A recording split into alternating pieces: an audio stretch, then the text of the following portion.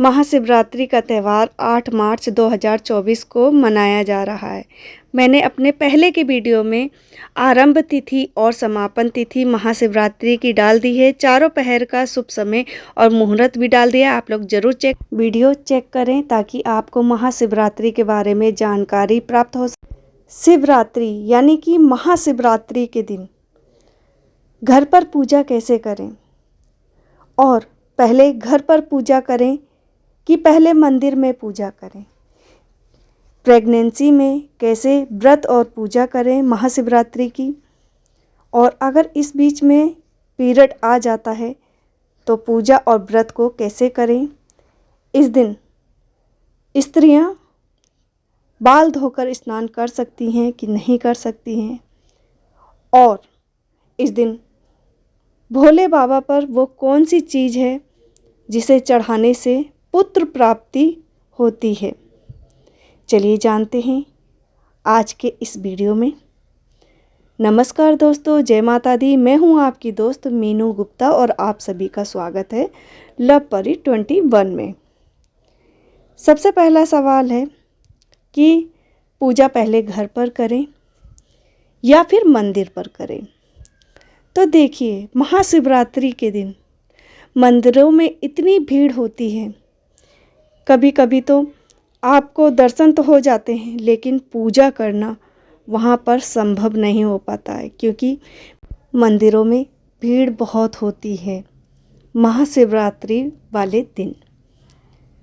तो आप लोग अगर हो सके तो अपने घर में ही पूजा पाठ कर लीजिए और समय निकालकर मंदिर ज़रूर जाएं।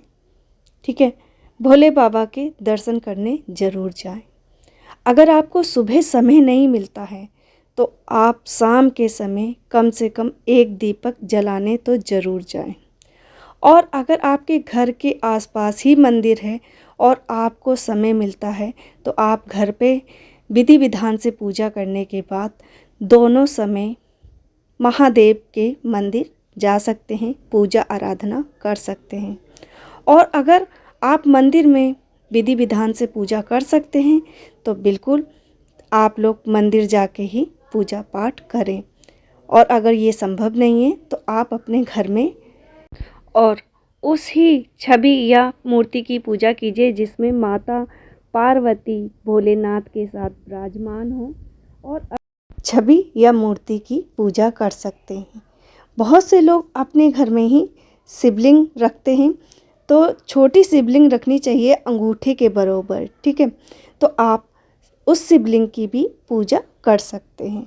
ठीक है, अगला सवाल है, प्रेगनेंसी में महाशिवरात्रि का व्रत रख सकते हैं कि नहीं रख सकते हैं, और पूजा आराधना कर सकते हैं कि नहीं कर सकते हैं।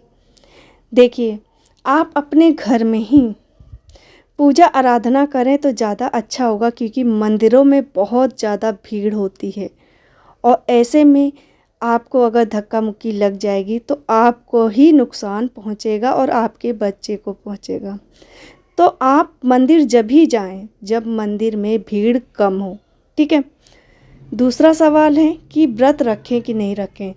देखिए, इस व्रत में आप फलाहारी खा सकते हैं, तो आप अपनी सुविधा के हिसाब से फलाहारी पहले से मंगा के रखें, और आप फल खा के अगर व्रत रख सकती हैं तो आप रखिए। देखिए, जैसी आपकी क्षमता हो वैसे ही कार्य कीजिएगा। अगर आपको दवाई खानी है या फिर आप नहीं रख सकती हैं तो पूजा करने के बाद आप फलाहारी कर सकती हैं और भोजन भी कर सकती हैं अगर आप व्रत नहीं रहती हैं तो। और आप पूजा करने के बाद अगर भोजन ग्रहण करती हैं तो इस बात का ध्यान रखें कि इस दिन बिना लहसुन प्याज का तामसिक भोजन आपको ग्रहण नहीं करना है। इस दिन स्वास्तिक भोजन ही आपको खाना है। ठीक है, और अगर आप लोग प्रेग्नेंट हैं तो आप कोशिश जल्दी से जल्दी सुबह पूजा करने की कीजिएगा, क्योंकि मैं समझ सकती हूँ महिलाओं को बहुत तकलीफ़ होती है प्रेगनेंसी के। अगला सवाल है, इस दिन स्त्रियां जो महिलाएं बहनें हैं मेरी, वो बाल धो के स्नान कर सकती हैं कि नहीं?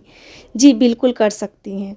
देखिए, अगर कोई भी बड़ा व्रत या बड़ा त्यौहार पड़ता है तो आप बाल धो के स्नान कर सकती हैं, इसमें कोई दोष नहीं है। अगला सवाल है, अगर आपको अचानक पीरियड आ जाए या पहले से पीरियड आ रहा है और महाशिवरात्रि बीच में पड़ रही है, तो आप लोग व्रत तो रह सकती हैं लेकिन मंदिर नहीं जा सकती हैं और मंदिर का प्रसाद भी नहीं खा सकती हैं, ठीक है? जो आप पूजा करने के बाद किसी से पूजा करवाते हैं तो वो प्रसाद ला के देते हैं, तो वो प्रसाद भी नहीं खा सकती। आप लोग पूजा किसी और से करवा लीजिए और व्रत बने रहिए, ठीक है? तो आप ऐसा कर सकते हैं, ठीक है? और भगवान को छू भी नहीं सकते हैं आप, ना ही पूजा कर सकते हैं, ना भगवान के मंदिर जा सकते। अगला उपाय देखिए, जिन लोगों को पुत्र प्राप्ति की कामना है और वो पुत्र चाहते हैं, ठीक है, और अगर प्रेग्नेंट हैं या नहीं भी प्रेग्नेंट हैं, तो महाशिवरात्रि के दिन बेल का फल और बेर और शिवलिंग पर शिवलिंग के बीज ज़रूर चढ़ाएं, ठीक है? आपको तीनों चीज़ें चढ़ानी है एक एक कर, ठीक है?